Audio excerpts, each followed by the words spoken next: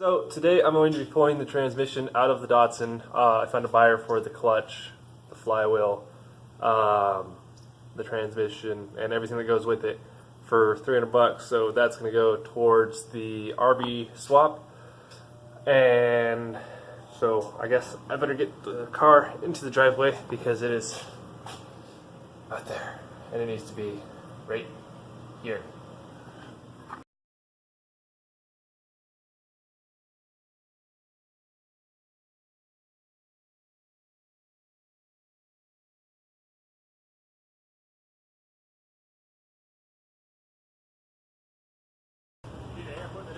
Oh, no, I just wanted it right here. I can pull the transmission out of it. Alright. Thanks, Phil. Yeah, later.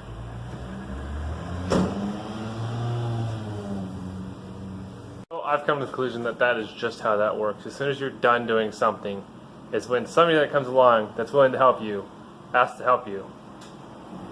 But the car's put up, and if you... pushing a welded diff is so much harder than pushing an open diff. Essentially, as soon as you turn more than 5 degrees, it's like one of your rear tires is trying to brake because they're trying to rotate at the exact same rate. So if that gives you any idea of what the stress that gets put on your drive shafts or half shafts or CV axles or whatever.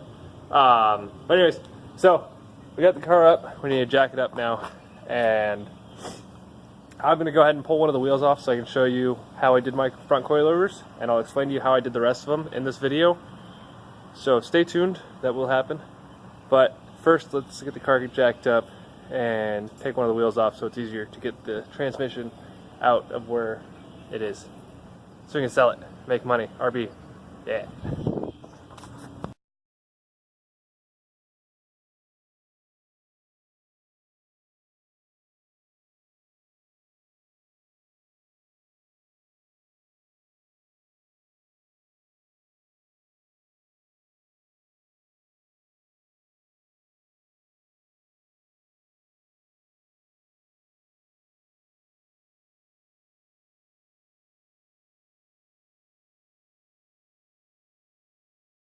That I forgot to take my hood off before I put the car up in the air, because if you remember, I have no latches up here. So I physically have to take the hood all the way off. Now, it's at an angle. This is going to be a pain in the ass. But I want to show you guys something before I get too involved. So, like I said, wait for it! Wait for it!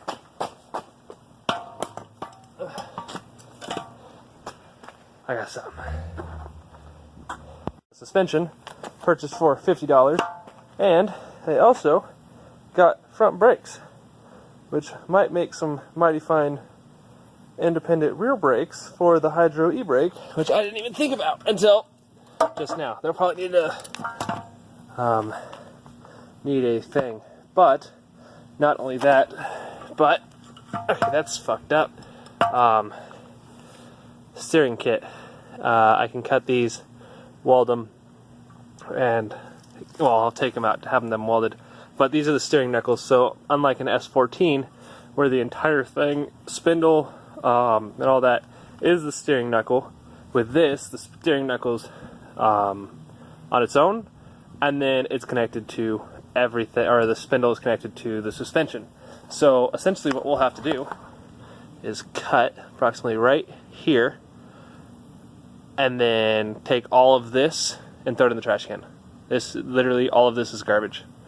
All you need is from here down, and you'll essentially just weld. I wouldn't recommend welding on this because it's cast, but on this is cold rolled steel.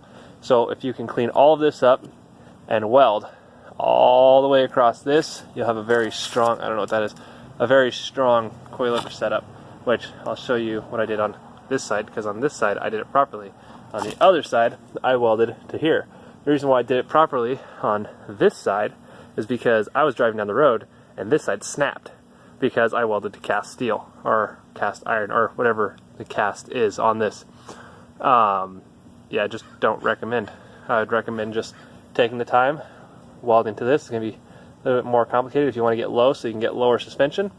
But it's totally worth it because you don't have to worry about your suspension falling apart while you're driving down the road, like I did. I'm an idiot. Don't follow me. No, follow me. Like this if you don't want to see my car fly off a cliff.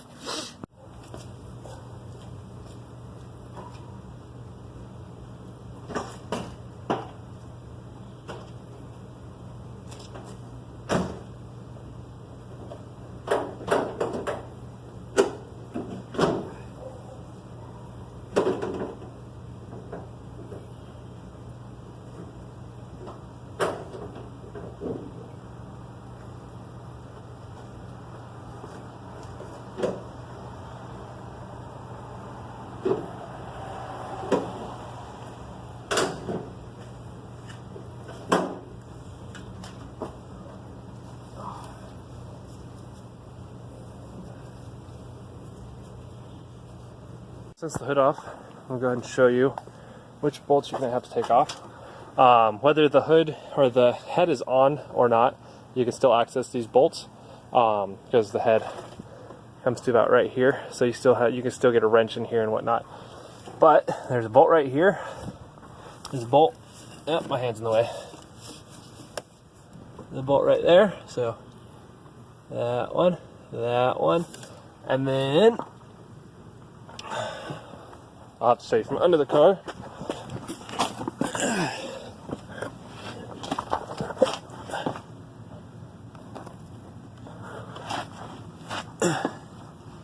Okay, so there's a bolt right here on the other side of the slave cylinder, and same spot on the other side. Now, depending on what transmission you have, you might actually have bolts right here. Like, since this is an 83 engine, you can see that it has braces that are supposed to mount right here. And this transmission mounts right here, but these are not quite essential to the mission. You want to take the drain plug out and drain all the fluid out of the transmission. Because if you give it to the next person with transmission fluid in it, it gets all over a vehicle. It fucking stinks. Alright. Alrighty, so if you look, here's the oil pan. Following.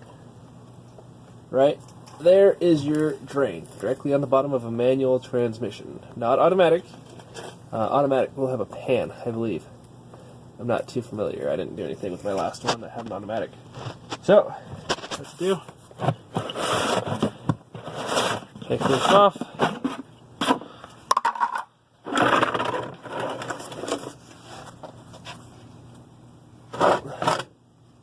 Line it up.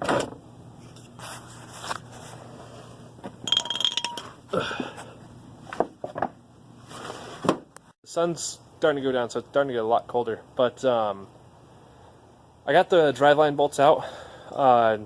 There's 4 of them. One side, the nut will have a 12 millimeter, but the other side will have more of one of those half circles and then straight line, and that you can put like a 14 millimeter on. Or if you get it loose enough, you can hold it and just unscrew it. It's going to be a pain in the ass, and your finger's going to hurt when you're done. But it happens. So now what we have to do is we physically have to chisel, or not chisel, but release the driveline from the input shaft to the driveline, or the differential, because it's a press fit. It's basically on a hub. It's a hub-centric mount, whatever. So what I'm going to do is take my handy dandy scraper right here that I sharpened, so it's fine, super fine. But anyways, you're basically just going to jam that into between your driveline and your input shaft to your differential, and then hammer the bottom, and then kind of move the driveline and keep doing it until your driveline releases. You'll have to wiggle it around to get the rest of the way off, but after that, it should be pretty simple. So,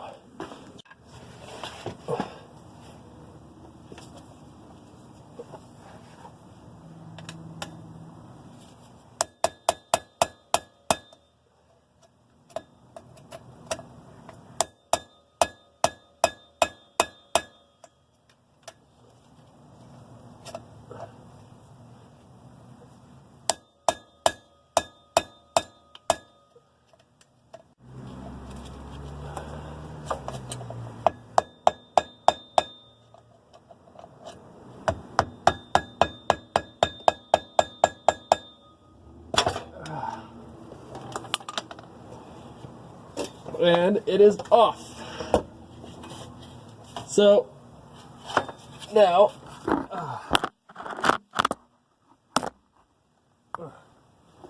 anyways, so I don't know if you can see it, but my hand is right here, so we need to view over here. So this is the end of the transmission. Transmission fluid will come out of the end of the transmission when you pull the driveline out. So we're going to pull the driveline out, and we're going to get out of the fucking way, and we're going to let the transmission fluid drain into the pan that we already have transmission fluid leaking into. Alrighty, so we got the driveline removed. Now we're going to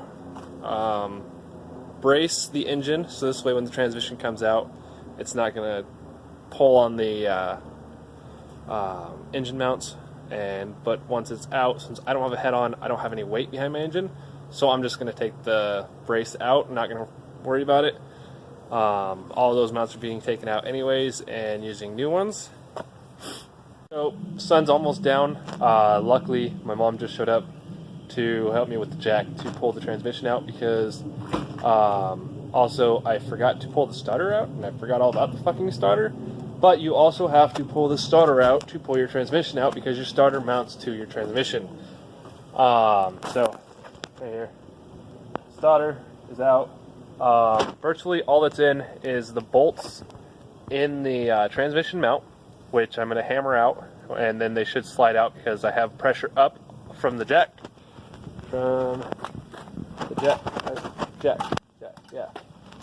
Yeah, the pressure is on the transmission, keeping it off of the mount itself, so I should be able to pull the bolts out.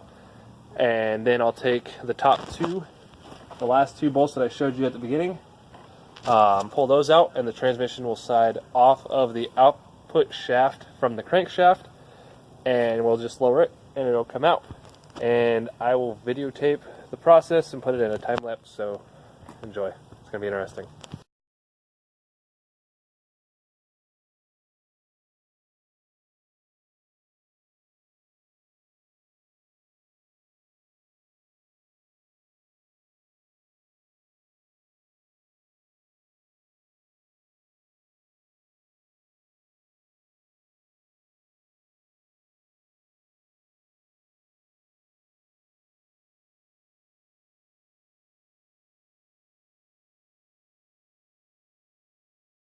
So I just want to give you, or let you know, I did get the transmission out from the time-lapse video. You can see it at the very end. But I forgot to continue to videotape because I got a text message from the person that was going to buy it saying that they couldn't buy it, and I got a little frustrated. And but I found another buyer for it who's going to come pick it up today, or I'm going to go drop it off today.